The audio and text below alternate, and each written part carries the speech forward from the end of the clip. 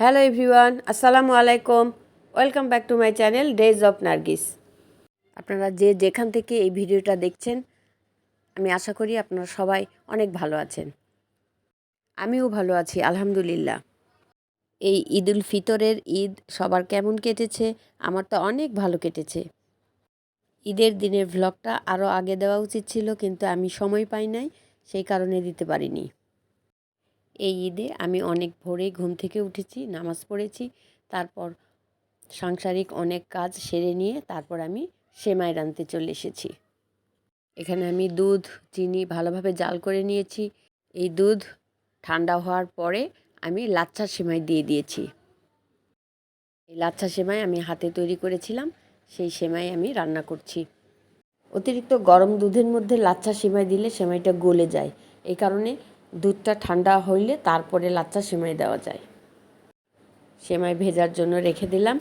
ঘণ্টাখানেক পরে আমি সেমাইয়ের উপরে একটু কিশমিশ আর বাদাম দিয়ে ডেকোরেশন করে নিলাম। সকালে সবাই এই সেমাই খাবে। এই ঈদ আসলে আমার তো ছোটোবেলার কথা মনে পড়ে যায়। আগে তো যখন ছোট ছিলাম তখন আম্মা এরকম সেমাই রান্না করতো, নিজের কোনো দায়িত্ব ছিল না, কিছুই ছিল না। আর এখন বয়সের সাথে সাথে নিজেকে এইসব দায়িত্ব পালন করতে হয়। মনে হয় যে ছোটোবেলায় ভালো ছিল। এই সেমাইয়ের পাশাপাশি আম্মা আরও জিনিস রান্না করতো। ঝাল পোলাও থাকতো, গরুর মাংস থাকতো, রুটি তৈরি হতো। সেই ছোটোবেলার ঈদের দিনগুলো খুব আনন্দের ছিল। আর এখন দায়িত্ব পালন করতে যে নিজেদের আনন্দ বাচ্চাদের মাঝে খুঁজে নিতে হয়। ঈদ উপলক্ষে আমি এই সেমাইটা রান্না করছি। এটা স্টিক সেমাই। এটা আমি ঘি দিয়ে একটু ভেজে নিচ্ছি। ভালোভাবে ভেজে নেওয়ার পরে আমি এর মধ্যে দুধ দিয়ে দেব। ঘি দিয়ে যদি সেমাইটা ভালোভাবে ভেজে নেওয়া হয় তাহলে ফ্লেভারটা অনেক ভালো লাগে। এই কুলসুম সেমাই ভালোভাবে ভেজে নেওয়া হয়ে গিয়েছে। এখন আমি দুধ দিয়ে দেব। আমি আগে থেকেই দুধ চিনি জাল করে রেখেছিলাম, সেটা এইখানেই ঢেলে দিয়ে দেব। লাচ্ছা সেমাই থেকে এই সেমাইটা আমার কাছে খুব ভালো লাগে। আমার ছোট মেয়েরও এই সেমাইটা খুব পছন্দ। এই সেমাইটা ভালোভাবে সিদ্ধ না হওয়া পর্যন্ত আমি জাল করে নেব। এই সেমাই আজকে আমরা পরাটা দিয়ে খাবো। আমি অফ ক্যামেরাতেই পরাটা তৈরি করে রেখেছি। এই সেমাইটা হইলে ঠান্ডা হওয়ার পরে তারপরে সবাই মিলে নাস্তা খাবো।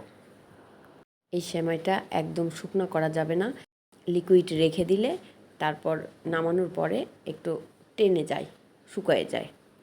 এই সেমাই রান্না হয়ে গেছে, এখন একটা বাটিতে আমি ঢেলে নিচ্ছি।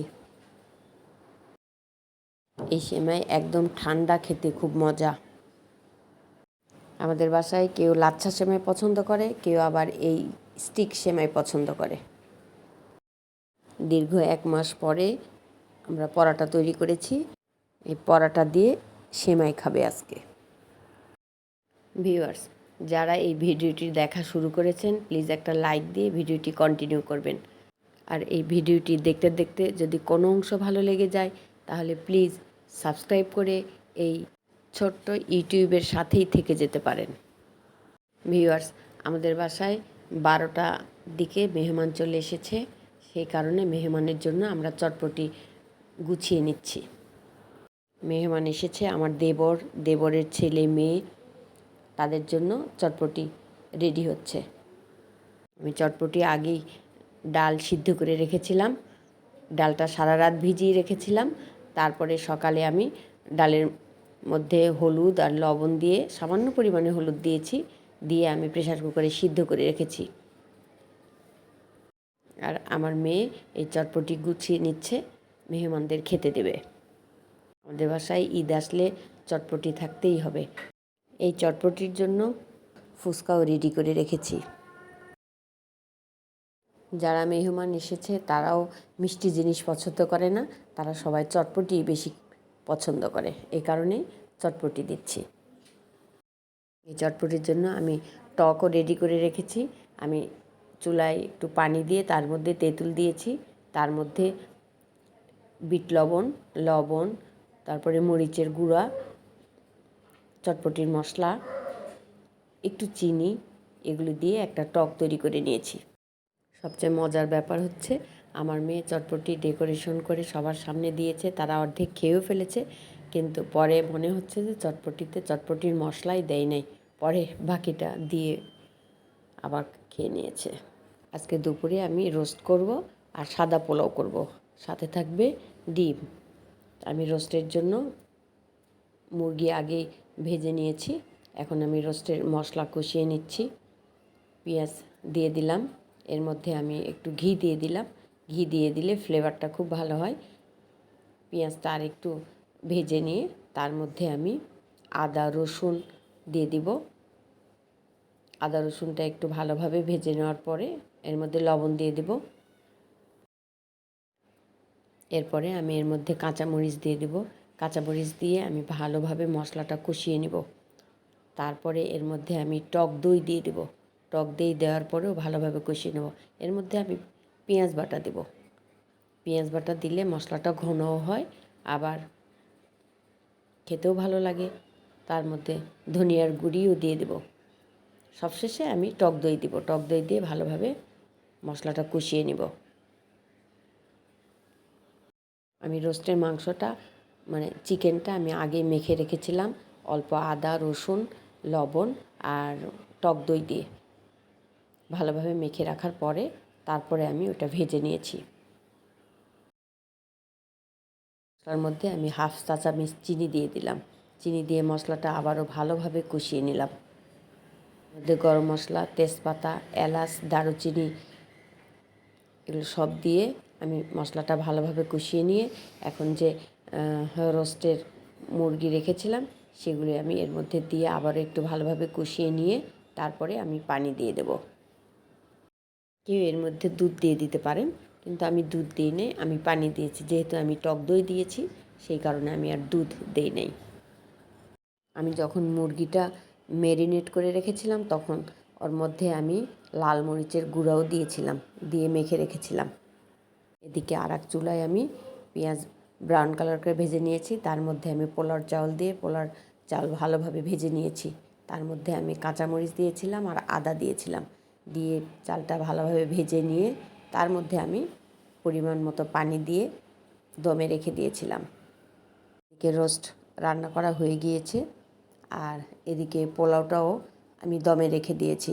সব কিছু রান্না হয়ে গিয়েছে, টেবিলে খাবার দিয়ে দিচ্ছি। দুপুরে খাবার সময় হয়ে গিয়েছে, আমি এখন টেবিলে সব কিছু দিয়ে দিলাম। আজকে আমি রান্না করেছিলাম সাদা পোলাও, রোস্ট, ডিম ভুনা না, ডিম আমি শুধু লবণ দিয়ে ঘিয়ের মধ্যে একটু ভেজে নিয়েছিলাম, আর লেবু শসা আর ছিল স্প্রাইট। এই আমাদের দুপুরের ঈদের দিনের সাধারণ আয়োজন। ভিউয়ার্স, ঈদের দিনের আমার সাধারণ ব্লগটা আপনাদের কেমন লেগেছে আপনারা চাইলে কমেন্ট করতে পারেন। যারা এই চ্যানেলটি নতুন ভিজিট করছেন প্লিজ একটা লাইক এবং সাবস্ক্রাইব করে এই ছোট্ট ইউটিউবের সদস্য হয়ে যেতে পারেন। আর পাশে থাকা বেল আইকন বাটন অন করে রাখতে পারেন, যাতে করে নতুন ভিডিও দেওয়ার সাথে সাথে সবার আগে আপনাদের কাছে নোটিফিকেশন পৌঁছে যায়। আপনাদের এই সাপোর্টটুকু আমাকে পরবর্তী ভিডিও দিতে অনুপ্রাণিত করবে। আমি সবাইকে প্লেটে পোলাও রোস্ট ডিম এগুলো দিয়ে দিচ্ছি। আমার মেয়েরা এখানে কেউ বসে খাবে না টেবিলে, তারা টিভি দেখবে আর চাচাতো ভাই বোন মিলে মজা করবে আর খাবে। আমার দেবর শুধু টেবিলে বসে খেয়েছে, সাথে স্প্রাইটও ছিল। আর যারা অলরেডি এই চ্যানেলটি সাবস্ক্রাইব করে রেখেছেন তাদেরকে অসংখ্য অসংখ্য ধন্যবাদ। দুপুরে খাওয়া দাওয়া শেষ করার পরে আমরা সন্ধ্যার আগে চটপটি খেয়েছি, কারণ সকালে চটপটি খেয়েছে মেহমানরা আর বিকালে খেয়েছি আমরা।